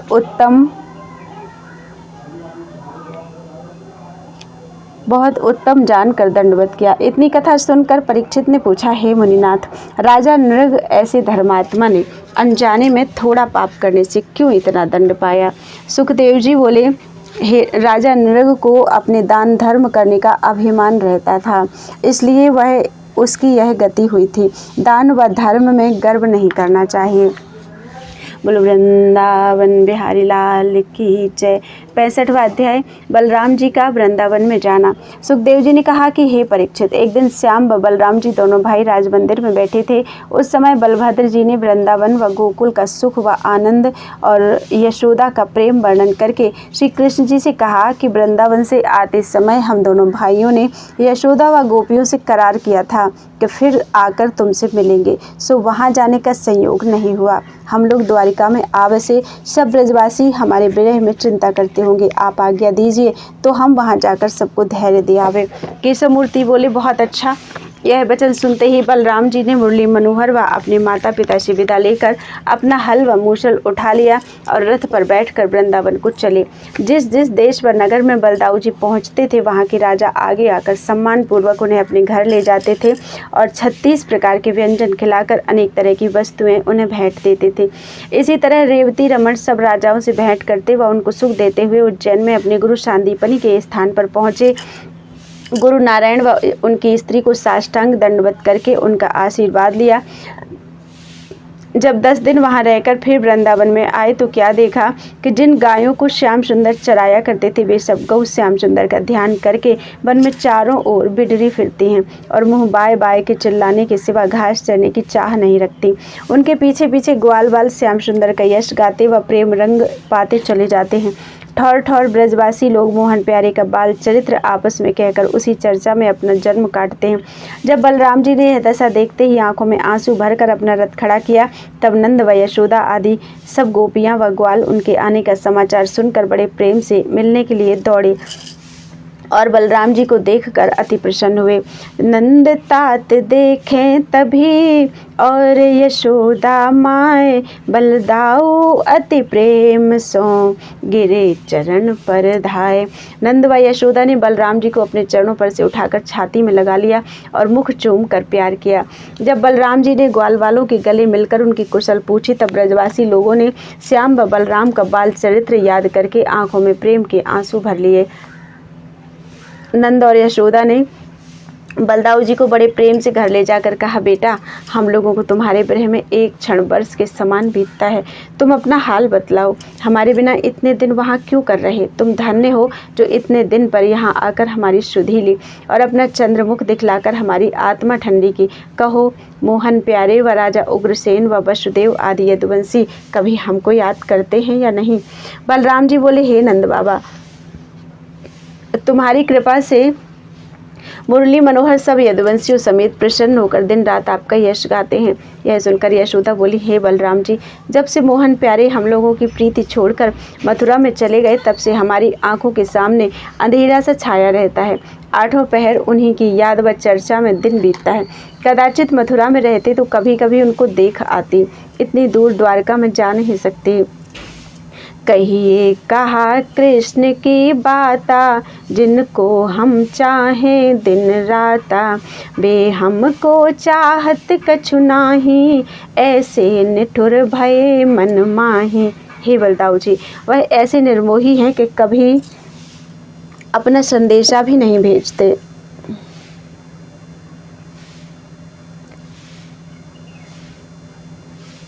सच पूछो तो अब द्वारकापुरी के राजा होकर हम गरीबों को क्यों याद करेंगे? अब तो महाधनी भये सब राजन के राज, ग्वालन की सुधि करते ही उनको आवत लाज। हे बलराम जी, भला यह बतलाओ कि कन्हैया कभी मेरी व राधा आदि गोपियों की सुधि करते हैं या नहीं? मेरे निकट वह यहाँ से वहाँ अधिक सुख पाते हैं, पर हम लोगों को उनके देखे बिना चैन नहीं पड़ती। देखो, रोहिणी ने भी हमारी प्रीति छोड़कर श्याम सुंदर को ऐसा वश कर लिया कि उसने कभी अपना दर्शन नहीं दिया। जब यशोदा इसी तरह अनेक बातें कहकर रोने लगी, तब बलदाऊ जी ने उनको समझाकर धैर्य दिया। जब बलभद्र जी संध्या समय वृंदावन गांव में निकले तो क्या देखा कि राधा आदि सब ब्रजवाला तनु क्षीण मन मलिन श्याम सुंदर के ध्यान में इधर उधर फिरते हैं। मोहन प्यारे के बाल चरित्र की चर्चा के सिवा दूसरा कुछ प्रयोजन उनको नहीं है। जैसे राधा आदि गोपियों ने बलदाऊ जी को अकेले में देखा, वैसे झुंड का झुंड उनके पास आकर दंडवत करके पूछने लगी, कहो बलराम जी, तुम कब आए? हमारे प्राणनाथ कभी हम लोगों को याद करते हैं या नहीं? जब से हमें वृंदावन में छोड़कर आप मथुरा गए, तब से एक बार उद्धव के हाथ योग साधने का संदेशा हमको भेजा था, फिर कुछ सुध नहीं लिया। अब सुना है कि समुद्र के टापू में द्वारिकापुरी बसाकर वहाँ रहते हैं। अब हम गरीबनियों को कौन याद करेंगे। यह सुनकर दूसरी सखी बोली, प्यारी अब उन्हें क्या प्रयोजन है जो राजगद्दी छोड़कर यहाँ आवे। वह काहू के नाही मीत, मात पिता की छोड़ी प्रीति, राधा बिन नहीं रहते घड़ी, सो वह है बरसाने पड़ी। दूसरी ब्रजबाला ने कहा, हे प्यारियों, हम लोगों ने लोक लाज व कुल परिवार छोड़कर उनसे प्रीति लगाकर क्या सुख पाया, उससे कोई अपनी भलाई की आशा मत रखो। दूसरी बोली कि द्वारिका की स्त्रियां उनका विश्वास किस तरह करती होंगी। दूसरी ने कहा कि मैं ऐसा सुनती हूँ कि उन्होंने द्वारिकापुरी में जाकर 16,108 महासुंदरी राजकन्याओं से अपना विवाह किया है। उनके साथ 8 पहर प्रीति करते हैं। अब उन्हें छोड़कर हम गवारियों के पास क्यों आवेंगे। 16 सहस कुमारिका, सुंदर रूप निधान, 10 सुत जिनके भय, श्री यदुनाथ समान। दूसरी गोपी बोली, ऐ सखी, अब श्याम सुंदर का पछतावा करना उचित नहीं है और उद्धव जी जो निर्गुण रूप का ध्यान बतला गए हैं उसी पर विश्वास रखकर धैर्य करो। दूसरी सखी ठंडी श्वास लेकर बोली, हे प्यारी, मुझे वह सांवली सूरत व मोहनी की मुरली की धुन नहीं भूलती, किस तरह धैर्य करूं।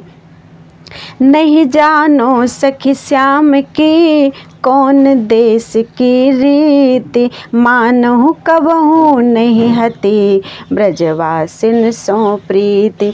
दूसरी सखी बिरह की माती हुई बोली, ए बलदाऊ जी देखो, मोहन प्यारे ने इतने दिन बीतने पर भी यह नहीं विचारा कि हमारे बिरह में गोपियों की क्या दशा होती होगी।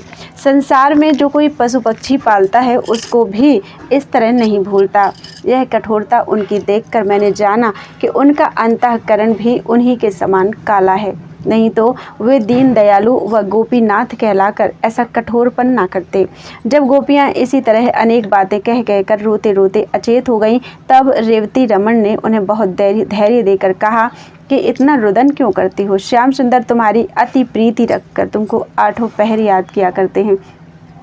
यह वचन सुनते ही सब ब्रजवाला चैतन्य हो गई। उनमें से एक सखी बोली, ए प्यारियों, रोना छोड़कर जो मैं कहूँ सो करो।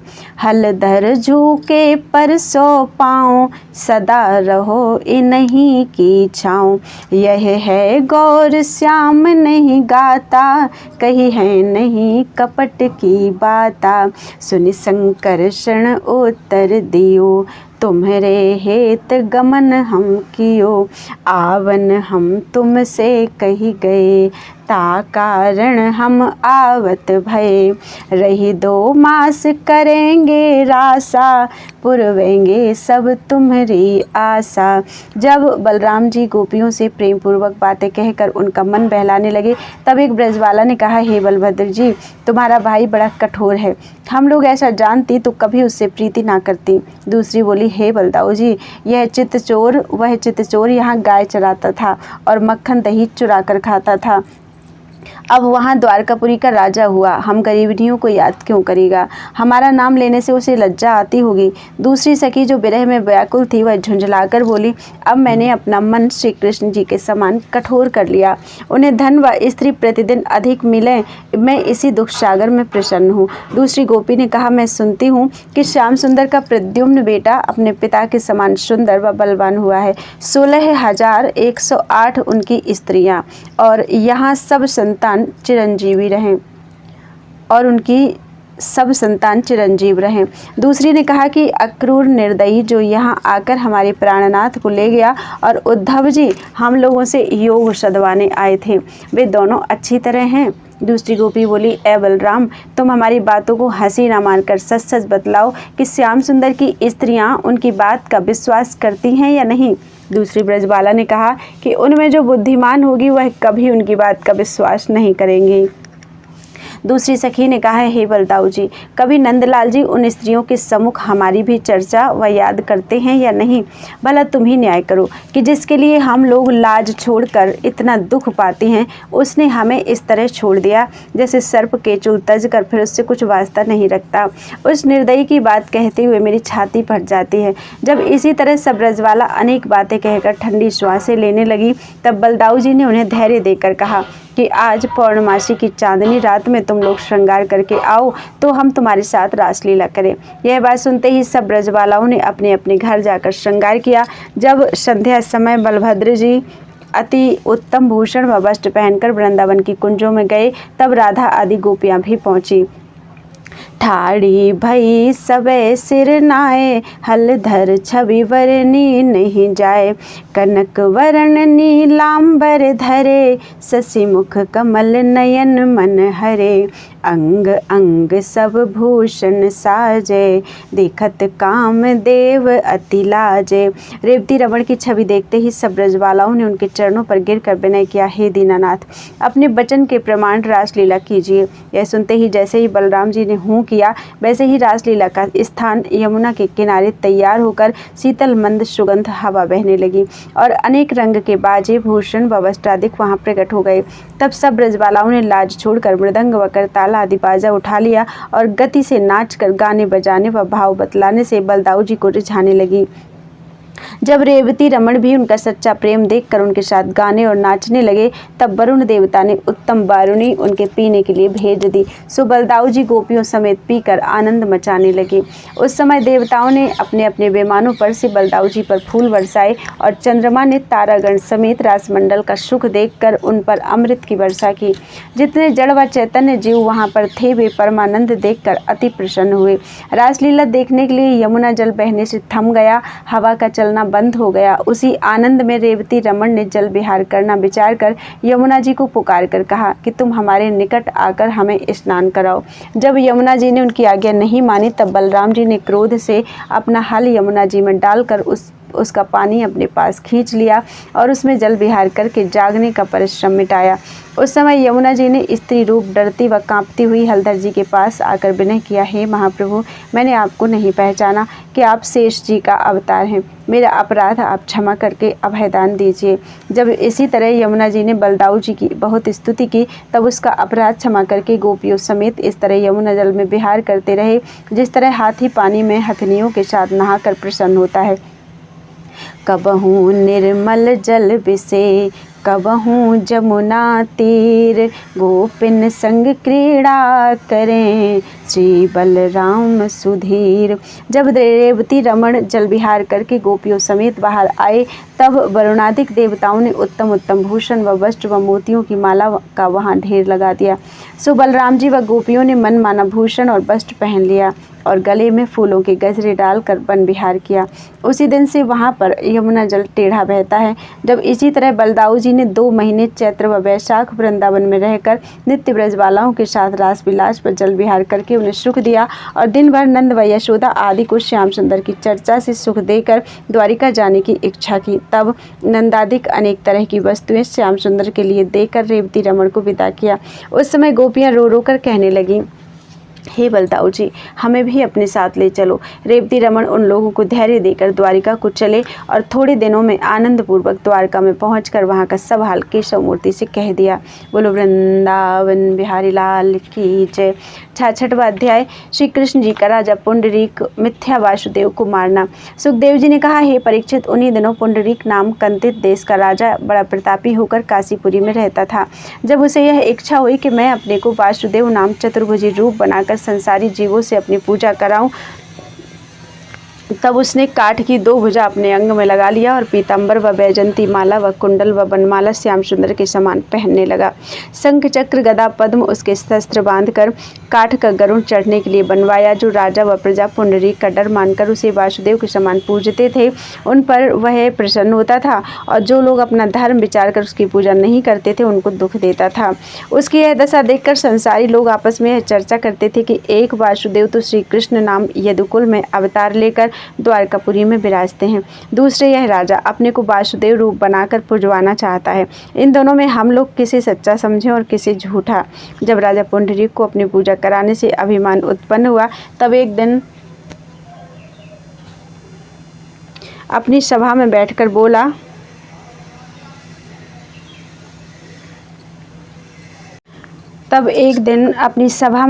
बोला कि श्री कृष्ण नाम का कौन द्वारिका में रहता है जिसे लोग वासुदेव कहते हैं। देखो, मैं पृथ्वी का भार उतारने के लिए अवतार लेकर लीला करता हूँ और वासुदेव यादव का बेटा मेरा वेश बनाकर संसारी जीवों से अपनी पूजा कराता है, इसलिए उसके साथ लड़ना चाहिए। ऐसा कहकर राजा पुंडरीक ने एक ब्राह्मण को बुलाकर कहा कि तुम द्वारका में जाकर श्री कृष्ण जी से कह दो कि मेरा वेश छोड़कर हमारी आज्ञा पालन करें, नहीं तो हमारे साथ आकर लड़े। जब यह संदेशा लेकर वह ब्राह्मण द्वारका में पहुंचा और राजा उग्रसेन के सामने खड़ा हुआ, तब द्वारिकानाथ ने उस ब्राह्मण को दंडवत करके पूछा कि कहो द्विजराज, कहाँ से आए, अपने समाचार बतलाओ। यह वचन सुनते ही उस ब्राह्मण ने हाथ जोड़कर कहा कि हे महाप्रभु, मैं राजा पुंडरीक का कुछ संदेशा कहने के लिए काशी से आया हूँ। पर वह कहते हुए लज्जा मालूम होती है। दूत को संदेशा छिपाना नहीं चाहिए, इसलिए अपने प्राण की रक्षा पाऊँ तो कहूँ। श्याम सुंदर बोले कि निस्संदेह कहो, इसमें तुम्हारा कुछ अपराध नहीं है। यह वचन सुनकर ब्राह्मण देवता ने कहा कि हे दीनानाथ, राजा पुंडरीक ने आपको यह संदेशा कहला भेजा है कि त्रिभुवनपति जगत का उत्पत्ति करने वाला मैं होकर 8 पटरानी से भोग व विलास करता हूँ। मैंने पृथ्वी का भार उतारने के लिए अवतार लिया है। शंख चक्र गदा पद्म मेरे पास है। मैं गरुड़ जी पर चढ़ता हूँ। तुम मेरा वेश बनाए रहकर अपने को वासुदेव नाम क्यों प्रकट करते हो? तुम त्रिभुवनपति होते तो राजा जरासंध के डर से भाग कर द्वारका में क्यों रहते? अब तुमको उचित है कि शंख चक्र गदा पद्मादिक शस्त्र बांधना और वसुदेव नाम प्रकट करना छोड़कर मेरी आज्ञा में रहो, नहीं तो यदुवंशियों समेत तुम्हें मारकर पृथ्वी का भार उतारूंगा। तब तुम जानोगे कि सच्चा वासुदेव कौन है और झूठा वेश किसने बनाया है। तुम आज तक नहीं जानते कि अलख अगोचर निरंजन का रूप त्रिलोकीनाथ मैं हूँ। सब ऋषि व मुनि मेरे नाम पर यज्ञ व दान व जप तप करके बड़ाई पाते हैं। मैं ब्रह्मा रूप होकर उत्पत्ति व विष्णु रूप से पालन व महादेव रूप होकर जगत का नाश करता हूँ। हमने मत्स्य रूप होकर वेद को समुद्र से बाहर निकाला, कच्छप रूप से मंदराचल पर्वत अपनी पीठ पर उठाया, बारह रूप धर कर पृथ्वी पाताल से निकाल लाए, नरसिंह अवतार लेकर हिरण्यकशिपु दैत्य को मारा, वामन रूप धरकर राजा बलि से पृथ्वी दान लिया, राम अवतार लेकर रावण का वध किया। मेरा यही काम है कि जब दैत्य व अधर्मी राजा हरिभक्तों को दुख देते हैं, तब मैं अवतार लेकर पृथ्वी का भार उतारता हूँ। इस वास्ते अब भी अवतार लिया है। कृष्णचंद्र आनंद कंद बड़े हर्ष से उसका संदेशा सुनते थे, पर यादववंशी यह मिथ्या वचन सुनकर उस ब्राह्मण को हंसने लगे। एक यादववंशी क्रोधित होकर बोला कि हे ब्राह्मण देवता, तुम यह क्या मिथ्या बात कहते हो? कोई दूसरा यह झूठी बात आकर कहता तो बिना मारे न छोड़ते। यह सुनकर श्री कृष्ण जी ने यादववंशियों से कहा कि सुनो भाई, दूत पर क्रोध नहीं करना चाहिए। राजसभा में बैठ कर कबहूँ हंसिए नाही, या समान अवगुण नहीं, लिख्यो पुराणन माहि। यदुवंशियों से ऐसा कहकर श्याम सुंदर उस ब्राह्मण से बोले, हे द्विजराज, तुम अपने राजा से जाकर कह दो कि हम तुम्हारा संदेशा सुनकर अति प्रसन्न हुए। वह अपने यहाँ युद्ध की तैयारी करें, मैं आकर अपना वेश छोड़ दूंगा, या उससे वासुदेव वेश छुड़ाकर उसका मांस कौवे व कुत्तों को खिलाऊंगा। यह वचन सुनते ही ब्राह्मण ने काशी में आकर सब हाल राजा पुंडरीक से कहा। जब कुछ दिन बीते, श्याम सुंदर ने यदुवंशियों समेत काशीपुरी के निकट पहुंचकर पांचजन्य शंख बजाया। तब राजा पुंडरीक वह सब सुनते ही 2 अक्षौहिणी दल संग लेकर दैत्य संहारण के सामने आया। जब पार संग्राह भौमासुर के भाई व मित्र काशी नरेश ने, जो प्रयाग में राजा था, यह हाल सुना, तब वह भी 3 अक्षौहिणी सेना साथ लेकर उसकी सहायता करने के लिए काशी जी में आ पहुंचा। जिस समय दोनों दल में मारू बाजा बजकर तीर व तलवार आदि अनेक तरह के शस्त्र चलने लगे, उस समय शूरवीर मार मार कहकर अपने प्राण देते और कायर लोग पीछे को भाग कर गिर पड़ते थे। जब रणभूमि में राजा पुंडरीक ने चतुर्भुजी रूप बनाए हुए श्याम सुंदर के सामने आकर उन्हें ललकारा, तब वैकुंठनाथ ने हंसते हुए उसका मुकुट उतार कर कहा कि अब सच बतलाओ, किसका पाखंडी रूप है हे राजन? जो संदेशा हमको तुमने कहला भेजा था वह याद होगा, उसी प्रमाण हम तुम्हारे पास आए हैं। अब भी मेरा वेश अपने अंग से उतार कर तुम यह बात कहो कि हमसे अपराध हुआ। जो ऐसा संदेशा भेजा तो तुम्हारे प्राण छुड़ा देंगे, नहीं तो तुम्हारा सिर काट लेंगे। जब उस अज्ञानी राजा ने श्याम सुंदर का कहना नहीं माना, तब दैत्य संहारण ने सुदर्शन चक्र से कहा कि तुम अभी जाकर अपनी ज्वाला से सब हाथी, घोड़े, रथ सवार व पैदल आदि जो दोनों राजाओं की सेना में हैं जला दो। यह आज्ञा पाते ही सुदर्शन चक्र ने दोनों राजाओं की सेना में जाकर इस तरह अपनी अग्नि से सब मनुष्यों को, हाथी आदि को जला दिया जिस तरह प्रलय काल की अग्नि सब जगह को भस्म कर डालती है। जब केवल पुंडरीक व भौमासुर का भाई दोनों राजा रह गए, तब यदुवंशियों ने कहा, हे द्वारिकानाथ, पुंडरीक को इस रूप से हम लोग नहीं मार सकते। यह वचन सुनकर मुरली मनोहर बोले कि तुम लोग धैर्य रखो, यह अभी अपने दंड को पहुंचता है। जब ऐसा कहकर दैत्य संहारण ने सुदर्शन चक्र को उन दोनों राजाओं के सिर काटने की आज्ञा दी, तब सुदर्शन चक्र ने जाकर पहले दोनों भुजा काट की जो पुंडरीक लगाए था उखाड़ डाली। यह दशा देखते ही जैसे पुंडरीक अपना प्राण लेकर भागा, वैसे सुदर्शन चक्र ने दोनों राजाओं का सिर काट लिया। मुरली मनोहर की इच्छानुसार काशी नरेश का सिर नगर के द्वार पर आ गिरा और चैतन्य आत्मा ने मुक्ति पदवी पाई। बैर कियो हरिनाथ सो रहियो सदा चितलाए, दीनी ते ही सायुज्य गति दया सिंधु यदुराय। जब नगरवासियों ने राजा पुंडरीक का सिर पहचान कर राजमंदिर में यह हाल कहा, तब रानियां अति विलाप से रोकर कहने लगी कि तुम तो अपने को अजर अमर कहते थे, सो क्षण भर में किस तरह तुम्हारा प्राण निकल गया। जब सब रानियां उसी सिर के साथ सती हो गईं, तब पुंडरीक का बेटा सुदक्षिण क्रोधित होकर बोला कि जिसने मेरे पिता का वध किया है उसे बिना मारे नहीं छोड़ूंगा। इसी इच्छा से राजकुमार महादेव जी का तप करने लगा और श्याम सुंदर विजय करके यदुवंशियों समेत आनंद पूर्वक द्वारका चले आए। इतनी कथा सुनाकर सुखदेव जी बोले, हे परीक्षित, जब कुछ दिनों तक सुदक्षिण ने प्रेम पूर्वक शिवशंकर का तप व ध्यान किया, तब भोलानाथ उसे दर्शन देकर बोले, तू क्या चाहता है? राजकुमार ने शिवजी को दंडवत करके विनय किया, हे दीनानाथ, मैं अपने पिता के मारने वाले से बदला लेना चाहता हूँ। यह सुनकर महादेव जी बोले कि पुंडरीक का पलटा लिया चाहता है तो वेद के मंत्र उल्टे पढ़कर दक्षिणाग्नि में होम कर। उस अग्निकुंड से एक राक्षसी निकलकर तेरी आज्ञा पालन करेगी, पर जो लोग परमेश्वर व ब्राह्मण की भक्ति नहीं रखते उन पर तेरा बल चलेगा और हरिभक्त व महात्माओं से विरोध करने में तेरा प्राण जाता रहेगा। जब ऐसा कहकर शिवजी अंतर्धान हो गए, तब सुदक्षिण यज्ञ कराने लगा। जब उसका यज्ञ उसकी आज्ञा अनुसार पूर्ण हुआ, तब कृत्या नाम की राक्षसी काले काले व बड़े बड़े दांत वाली त्रिशूल हाथ में लिए डरावनी सूरती बनाए ओठ चाटती हुई अग्निकुंड से निकलकर बोली, हे सुदक्षिण, तेरा शत्रु कहाँ है, बताओ। यह सुनकर राजकुमार ने कहा कि मेरा बैरी वासुदेव द्वारकापुरी में है, तू अभी जाकर उसे मार डाल। यह वचन सुनते ही कृत्या उस समय चलकर राह में नगर व वन जलाती हुई द्वारका पहुंची। जब वह अपने तेज से द्वारकापुरी को जलाने लगी, तब द्वारकावासियों ने घबराकर वसुदेव नंदन के पास जाकर विनय किया, हे दैत्य संहारण, एक राक्षसी नामालूम कहाँ से आकर नगर को जलाती है, इसके हाथ से हमारे प्राण बचाइए। यह सुनकर द्वारिकानाथ बोले कि तुम लोग मत घबराओ, अभी इस राक्षसी को निकाले देता हूँ। इस तरह उन्हें धैर्य देकर श्याम सुंदर ने सुदर्शन चक्र से कहा कि तुम कृत्या को मारकर यहाँ से भगा दो और काशीपुरी को जलाकर चले आओ। यह वचन सुनते ही सुदर्शन ने कोटि सूर्य के समान तेज बढ़ाकर उस राक्षसी को खरीदा। तब कृत्या वहां से भागी। उसने काशी में आकर सुदक्षिण को सब ब्राह्मण समेत जो यज्ञ कराते थे मार डाला। सुदर्शन चक्र ने भी पहुंचकर अपने तेज से काशीपुरी को जला दिया। उस समय सब प्रजा दुखी होकर सुदक्षिण को गालियां देने लगी। सुदर्शन चक्र अपनी ज्वाला मणिकर्णिका कुंड में ठंडी करके द्वारिकापुरी को चले आए और वहां का सब हाल बैकुंठनाथ से कह दिया। यह प्रसंग चितलाए के कहे सुने जो कोई, रहे सदा सुख चैन सो लहे नहीं दुख सोए। बोलो वृंदावन बिहारी लाल की जय। 67वां अध्याय बलराम जी का द्विविध वानर को मारना। परीक्षित ने इतनी कथा सुनकर विनय किया, हे मुनिनाथ, कुछ लीला बलराम जी की और वर्णन कीजिए। सुखदेव जी बोले, हे राजन, जिस तरह बलदाऊ जी ने द्विविध वानर को मारा था वह कथा कहते हैं।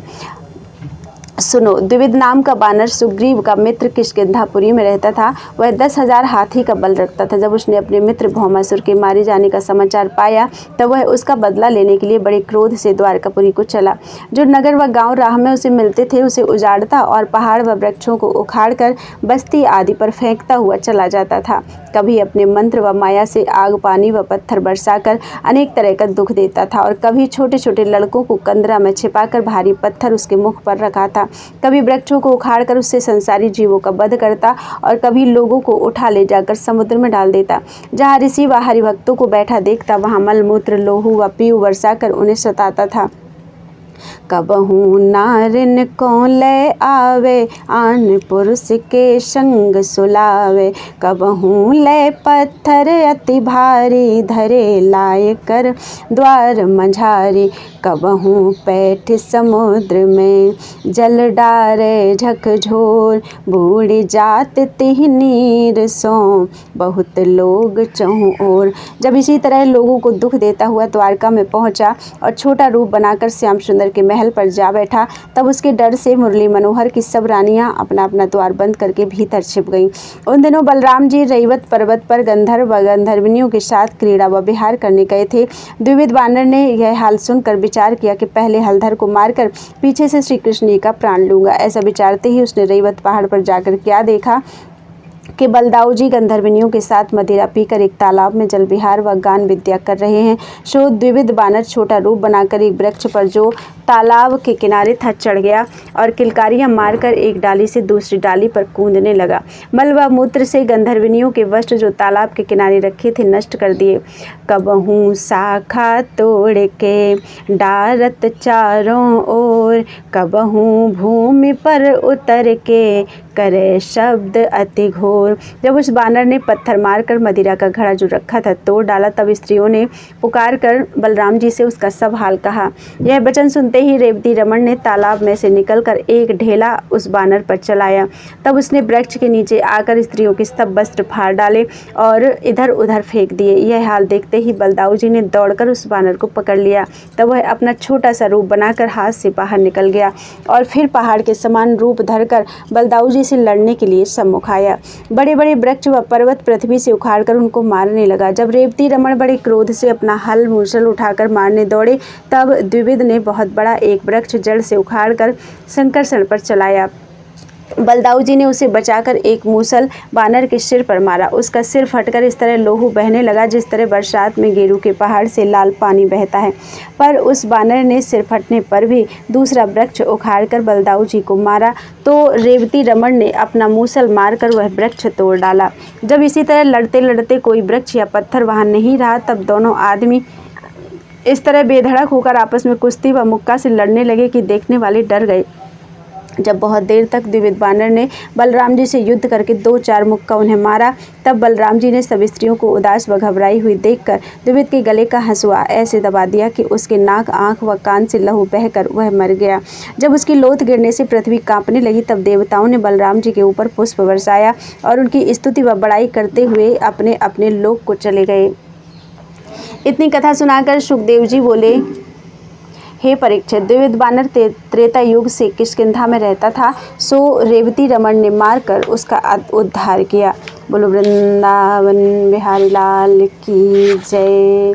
त्वदीयं वस्तु गोविंदम तुभ्यमेव समर्पये, तेन त्वदंघ्रि कमले रतिं मे यच्छ शाश्वतीम्।